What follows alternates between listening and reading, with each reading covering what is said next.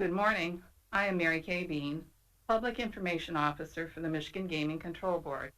I'd like to welcome everyone to today's board public meeting.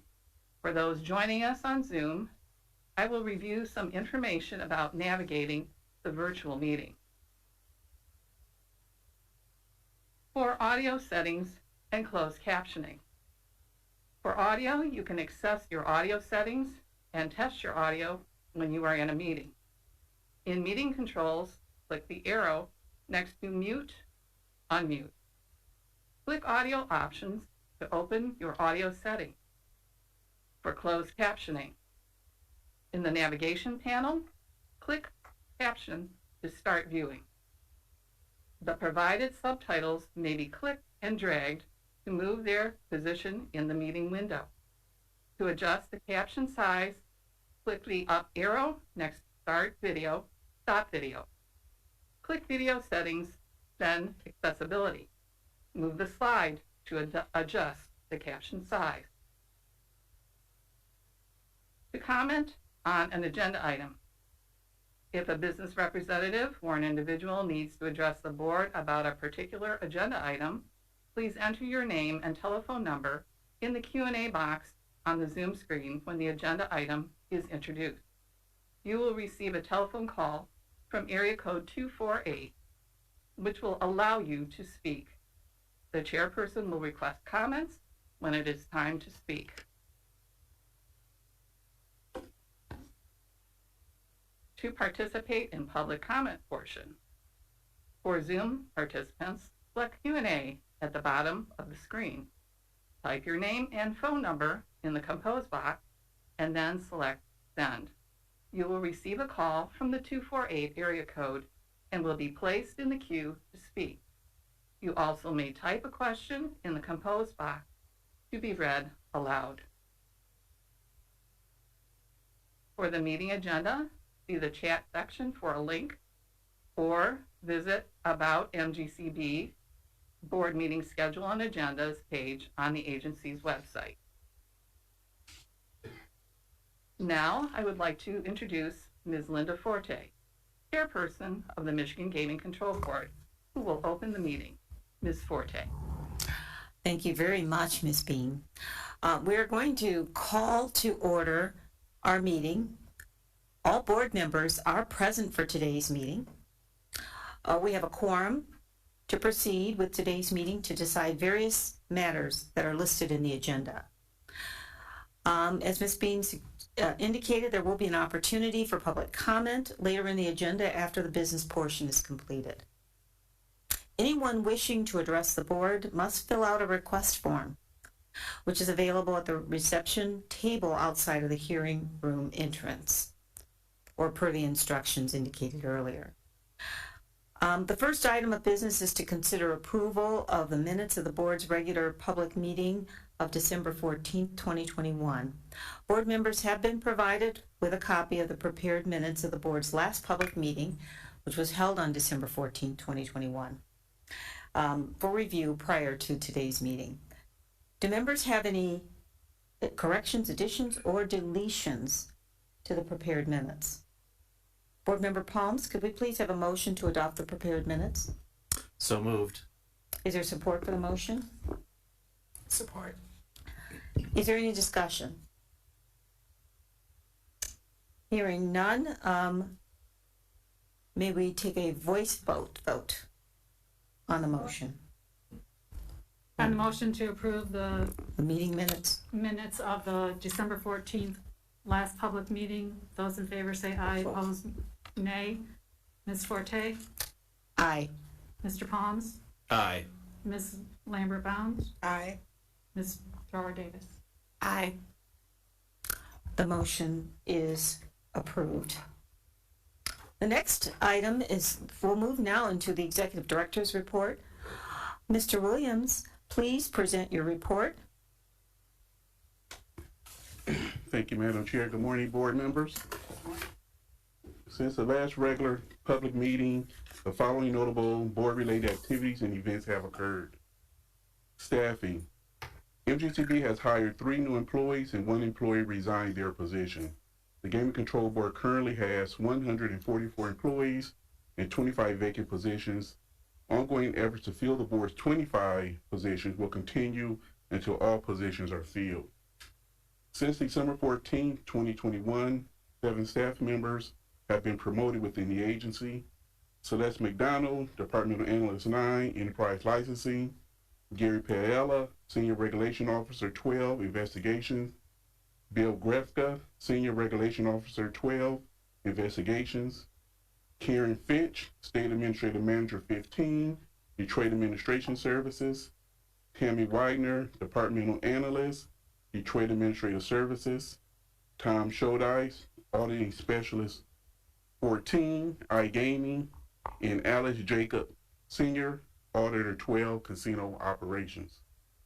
A roster of the board's current staff, including the state police and attorney general staff assigned to assist the board in carrying out its statutory duties and responsibilities under the Michigan Gaming Control and Revenue Act as amended 1997, is included in your packet for your reference as attachment 1. Budget.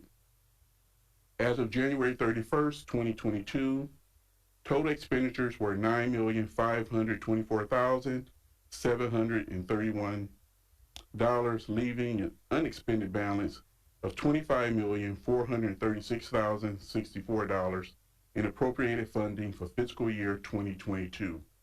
This includes funds for anticipated reimbursement to the Attorney General and State Police for requested assistance pursuant to the Act. This does not include millionaire party, horse racing, or boilerplate appropriations. Also, the unappropriated appropriations amounts will be added once the one-time payments are made. Operations revenue. I'm just going to give you all a snapshot. All 3 licensed Detroit casinos have continued to operate on a 24-hour, 7-day-per-week basis since the board's last public meeting. Board regulation officers, assisted by state police gaming section officers, monitored the casino operations for compliance with the requirements of the Act, the board administrative rules, and the casino's own internal controls. December 2021 and January 2022, the 3 Detroit casinos reported $112.5 million in monthly aggregate revenue in December 2021 and $100.9 million in monthly aggregated revenue in January 2022. For December and January, gaming tax for the state of Michigan, received from the 3 Detroit casinos was $17 million when compared to $8.8 million for the same period the previous year. For December 2021 and January 2022, the Detroit casinos paid $120,568 in retail sports betting taxes to the state of Michigan. For December 2021 and January 2022, the 3 Detroit casinos reported paying the city of Detroit $29.9 million wagering tax and development agreement payments, when compared to $12.9 million for the same period the previous year. For December 2021 and January 2022, the 3 Detroit casinos reported paying $147,361 in retail sports betting taxes to the city of Detroit. Revenue from Lawful Sports Betting Act and Lawful Internet Gaming Act for January through December 2021. The total handle was $3.7 billion for sports betting, $1.4 billion in total gross receipts, $1.11 billion from internet casino gaming, and $292.2 million from internet sports betting. $1.1 million in adjusted gross receipts, $1 billion from internet casino gaming, $110.6 million from internet sports betting. State of Michigan taxes and payments for January through December 2021. $208.94 million in taxes and payments. $201.67 million from internet gaming, $7.27 from internet sports betting. City of Detroit taxes and fees for January through December 2021, $59.35 million total. In taxes and fees, $55.28 million. from internet gaming and $4.07 million from internet sports betting. Tribal operators payments for January through December 2021, $22.4 million in payments to Tribe. Occupational licensing.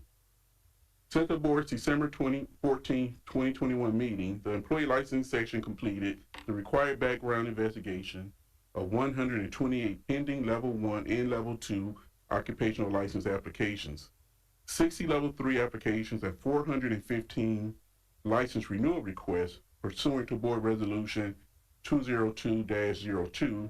I have already approved the 415 renewal requests and the 60 level 3 applications as recommended by the employee licensing staff.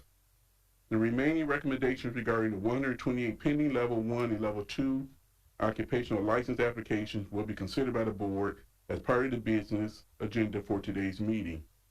A list of the recommendations to be considered by the board at today's meeting was previously sent to you. The disassociated persons list. As of on October 16, 2020, Governor Whitmer signed Public Act 225, allowing disassociated persons to request removal from the lifetime ban after 5 years on the disassociated persons list. Currently, we have 4,185 individuals on the disassociated persons list. As of January 31, 2022, the board has received 903 applications seeking removal from the disassociated persons list. Board staff has approved 819 requests. Note, of the 819 requests, 17 have requested placement back on the list and denied 49. The remaining 35 applications are currently under review. The denials are due to either the applicants not being eligible nor did not respond to admission letters sent to them by the agency. The Responsible Gaming Database. On January 22nd, 2021, the Michigan Gaming Control Board authorized online gaming and online sports betting under the Lawful Internet Gaming Act and the Lawful Sports Betting Act. The respective acts creates a statewide responsible gaming database. As of January 31st, 2022, the board has received 114 applications requesting placement in the responsible gaming database. 97 participants have been placed on the internet gaming list and 93 have been placed on the internet sports betting list. 16 applications received were incomplete and have been returned for additional information. 1 application is pending processing. The platform operators report that over 10,000 citizens have self-excluded themselves from their various platforms. Even though the citizens are not excluding themselves on the state of Michigan list, they are doing so with the platform providers. With the addition of the Responsible Gaming Database, we have established a Responsible Gaming section within the Casino Operations Division. We continue to collaborate with our efforts with the Department of Health and Human Services, Lottery, and the AG's office on how best to expand our resources in helping problem gamblers. Waiver of criminal convictions. Since the December 14th, 2021 public meeting, we have issued 2 waivers and denied 1. The 1 denial was based on the applicant not being willing to accept responsibility for the conviction. Minor citations. Since the December 14, 2021 meeting, we have issued 2 minors in the casino citations. Other notable mentions. Section 432.225 of the Michigan Gaming Revenue Act allows for an individual to place their names on the list of disassociated persons list. The act also requires that if an individual enters a casino and wins money, the board will confiscate the winnings. The board shall deposit any winnings collected by the board under this section into the Compulsive Gaming Prevention Fund. In November of 2021, the process for receipt of disassociated persons list confiscated funds was changed from MSP to the Enforcement Section Regulation Officer. As a result of the change, MSP turned over to the board a total of $91,427. The total of disassociated persons list funds confiscated in 2021 was $126,176. Those funds were deposited into the Compulsive Gaming Prevention Fund. The board also issued a joint press release on January 13, 2022. The Michigan Game Control Board and Liquor Control Commission partnered to educate the public on removing unregulated machines used for illegal gaming in the state. Also, Governor Whitmer has presented her budget to the legislature. There are many great items in this budget that will help Michigan citizens and businesses. I just want to highlight a couple of items directly affecting the Michigan Gaming Control Board. We're requesting a supplemental budget request of $3 million for fiscal year 2022 and a budget request for an additional $3 million for fiscal year 2023. To promote responsible gaming behavior. This will include print media, radio ads, social media, public service announcements, all in an effort to combat the ads pushed by the gaming industry. We hope the legislature agrees with the governor's budget request. In addition, $4.8 million for additional positions, 25 for the Michigan Gaming Control Board and 6 for the Department of Management and Budget. For year 2022, projected revenue for iGaming is to be approximately 10 times more than what was originally estimated. A request to shift funding for millionaire parties from the lottery fund to the internet gaming fund. Due to a continued decline of charitable ticket sales, less money is going to the state lottery fund, which currently is the sole source for funding the charitable gaming, including millionaire parties, licensing, and regulation. Governor Whitmer's budget proposal includes a new funding source for this reason. The proposed reallocation of funds will help the MGCB maintain its current level of service for Michigan nonprofit. Many of these charities support education, which is an important component of Michigan's fiscal year 2023 budget. Michigan's fiscal year 2023 budget emphasizes investment in communities, and charities help and strengthen the communities they serve. The funding source change will provide sustainable and reliable funding so charities can continue their valuable work. Michigan State Police. In the report you have in front of you, there is a section on the activities of the state police, as well as their number of open positions. Since the information includes confidential investigations of persons and crimes at the casinos, I'm not going to address in the public forum, but please review at your convenience. Board members are aware of the incredible efforts it takes for items to appear on your public meeting agenda. We may end up with a few pages of items, but the time, effort, and commitment to those items, to get those items on the agenda, isn't done without the dedicated and committed staff of this agency. I'm very proud to lead such a dynamic group of individuals whose primary focus is working on behalf of the citizens of this great state. I just want to thank each of them for all they do each day on behalf of this agency. In closing, I would like to remind everyone that gambling in any form is for entertainment purposes only. If you or a loved one have a gambling problem, please call the state's 24-hour toll-free helpline at 1-800-270-7117 for assistance. For treatment only, call that number.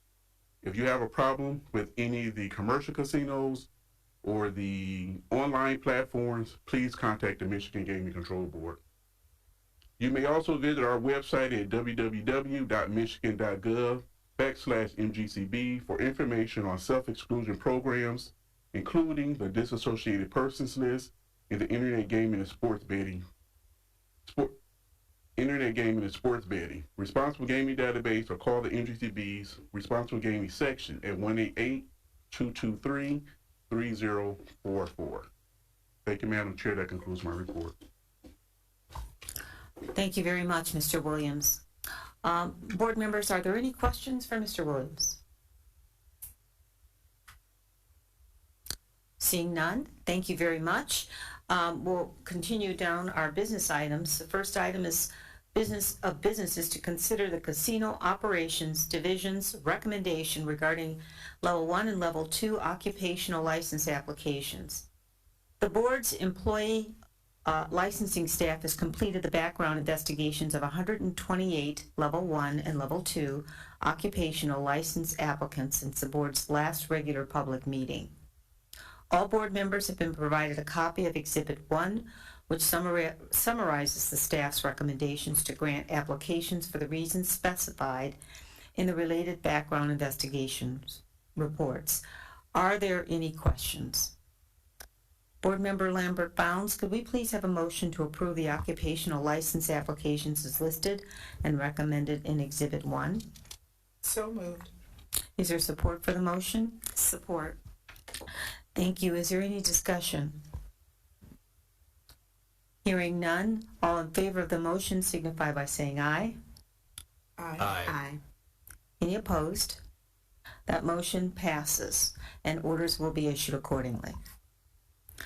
Next item is consideration of the Executive Director's reports and Licensing and Investigation Division's recommendations regarding the pending supplier license application request of AGS LLC, American Wagering Inc., DBA William Hill Sportsbook, Overdrive Marketing Inc., Pala Interactive LLC, PointsBet LLC, Poker Royalty LLC, SB Tech Malta Limited, DBA SB Tech, SimpleBet Inc., TCS John Huxley America Inc., WSI US LLC, DBA Win Sports.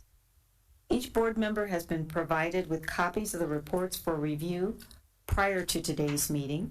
Each applicant was given notice that the board would consider its supplier license request at today's meeting.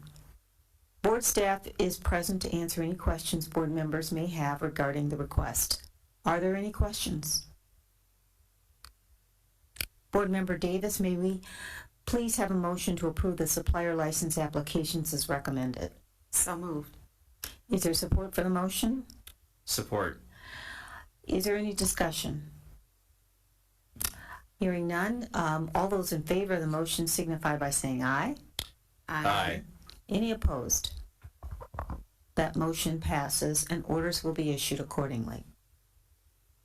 The next item is consideration of the Executive Director's reports and Licensing and Investigations Division's recommendations regarding the pending supplier license renewal request of Allied Eagle Supply Company, DBA Allied Office Specialist, Atlas Wholesale Food Company, Count R GmbH, Curtis Glass Company, Data Financial Incorporated, Essex Linen Supply Limited, General Linen Supply Company, DBA General Linen and Uniform Service, House Advantage LLC, Mask Publishing Inc., MicroWise Inc., Midwest Game Supply Company, MIG East LLC, Motor City Electric Company with new key persons Courtney Lynn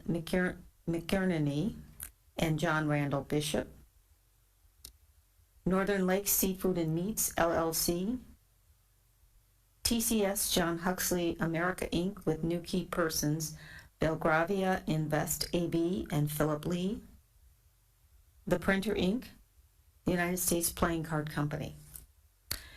Each board member has been provided with copies of the reports for review prior to today's meeting, and each applicant was given notice that the board would consider its supplier license renewal request at today's meeting.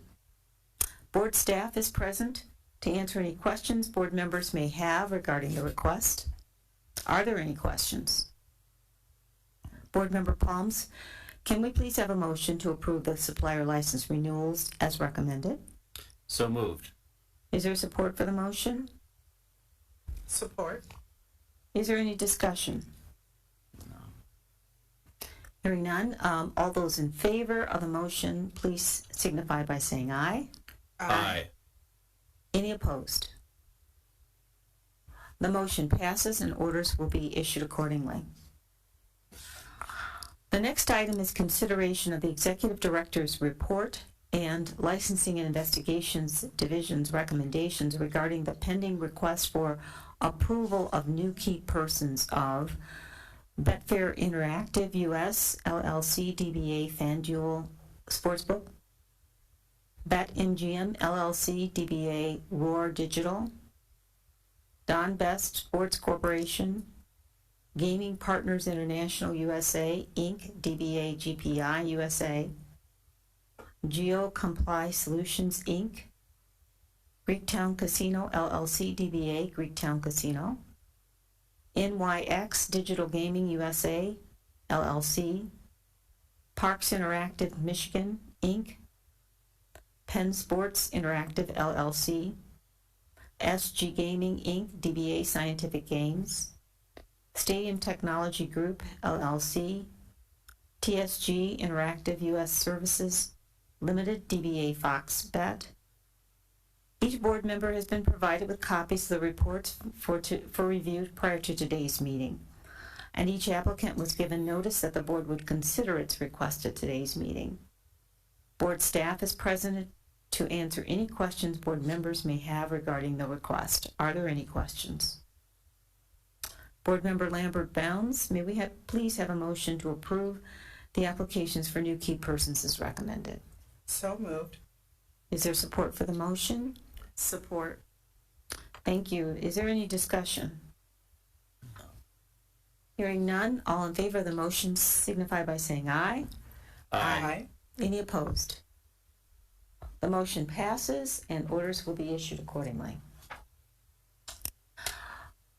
The next item is consideration of the Licensing and Investigations Division's recommendation regarding the pending transfer of interest of supplier licensee TCS John Huxley America, Inc.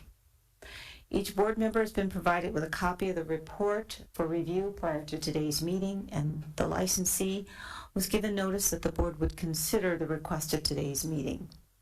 Are there any questions from board members? Board Member Davis, may we have a motion to approve the transfer of interest as recommended? So moved. Is there support for the motion? Support. Is there any discussion? Hearing none, all in favor signify by saying aye. Aye.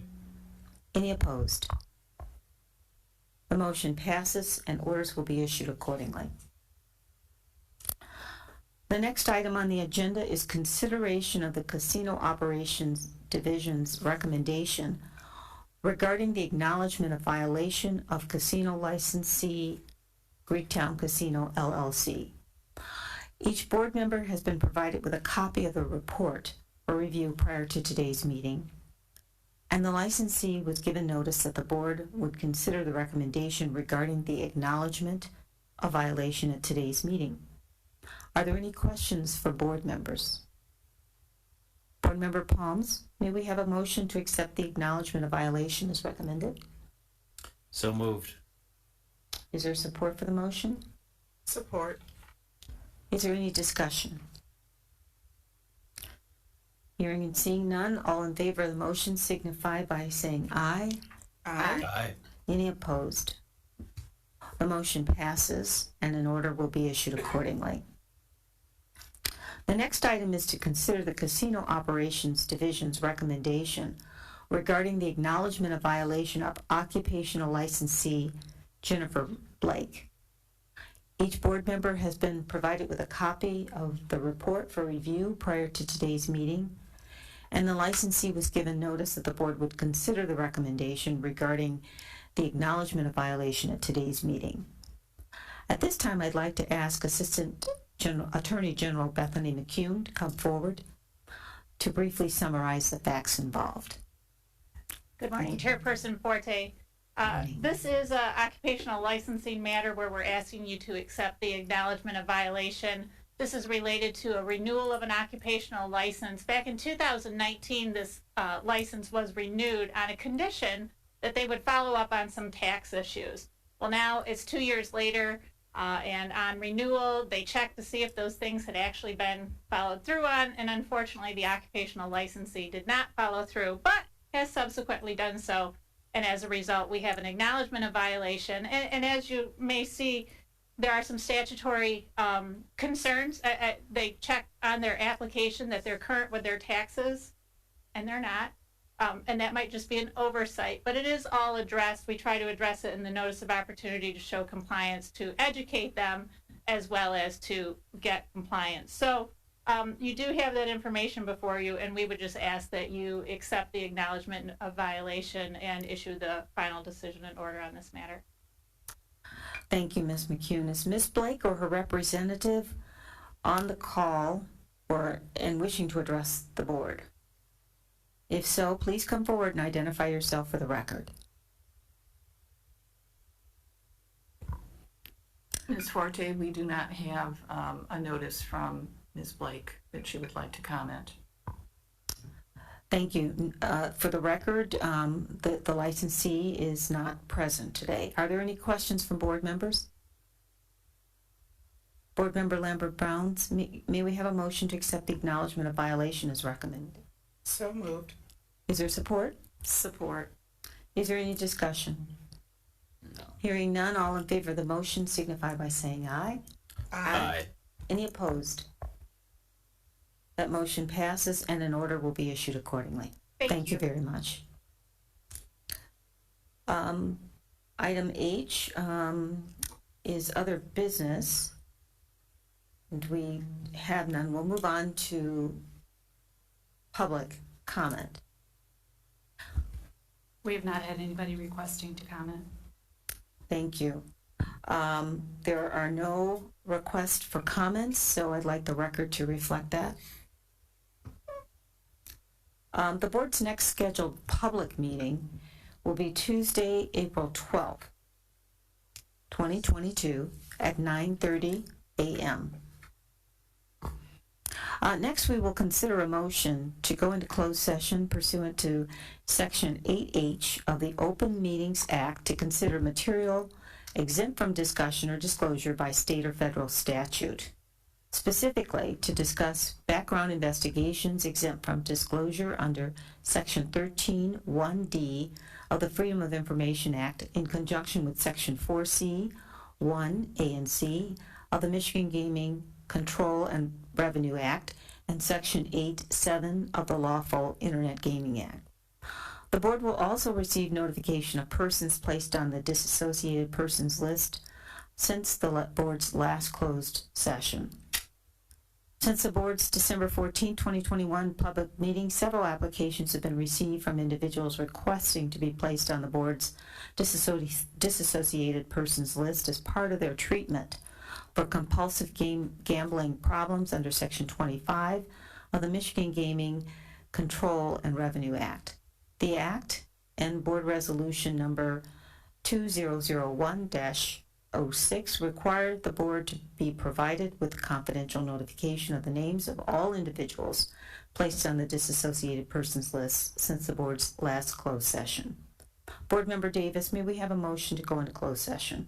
So moved. Is there support for the motion? Support. Any discussion? There's no discussion. I'd like to ask Diane to take a roll call vote. On the motion to go into closed session following this portion of today's public meeting, all those in favor say aye, opposed nay. Chairwoman Forte, Aye. Board Member Lambert-Bounds, Aye. Board Member Davis, Aye. Board Member Palms. Aye. Thank you. That motion passes, and we will now move to closed session.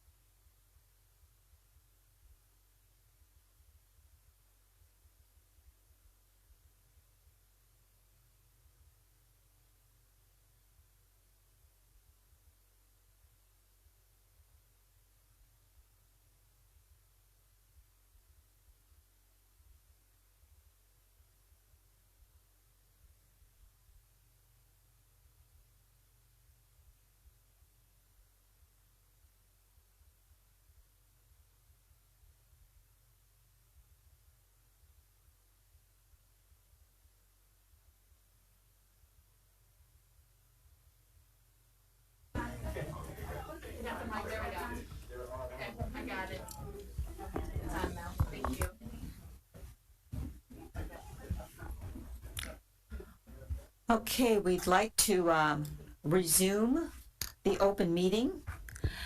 Is there a motion to approve minutes from the board's December 14th, 2021 closed session? Board members have been provided with a copy of the prepared minutes of the board's last closed session, which was held on that date. Do board members have any, before we move, do board members have any corrections, additions, or deletions to the prepared minutes? No. Seeing none, Board Member Palms, may we have a motion to adopt the prepared minutes? So moved. Is there support? Support. Is there any discussion? No. All in favor signify by saying aye. Aye. Any opposed? The motion passes, and we will now move into adjournment. Board Member Lambert Bounds, can we have a motion to adjourn? So moved. Is there support? Support. Any discussion? All in favor signify by saying aye. Aye. Aye. Any opposed? We are adjourned. Thank you very much, everyone.